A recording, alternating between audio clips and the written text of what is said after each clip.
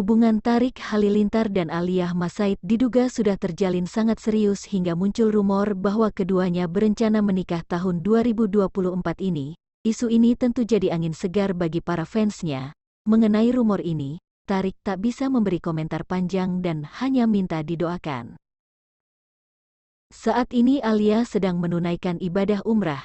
Tarik pun menitip doa pada sang kekasih di Tanah Suci. Dia juga berdoa agar Aliyah dapat pulang ke tanah air dalam keadaan sehat dan selamat. Nitip doa, doanya semoga diberikan keberkahan selalu diberikan pengampunan. Tuturnya, doain saja yang beribadah di sana semoga lancar ibadahnya, diberkahi, pulang dengan selamat, imbuhnya.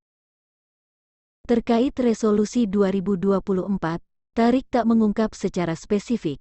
Dia hanya ingin mengejar kebahagiaan sepanjang tahun ini. Diberitakan sebelumnya, Tarik mengungkapkan bahwa ia tidak dapat ikut dalam perjalanan umrah Aliyah saat itu. Meski begitu, Tarik menegaskan niatnya untuk segera menyusul kekasihnya tersebut ke Tanah Suci.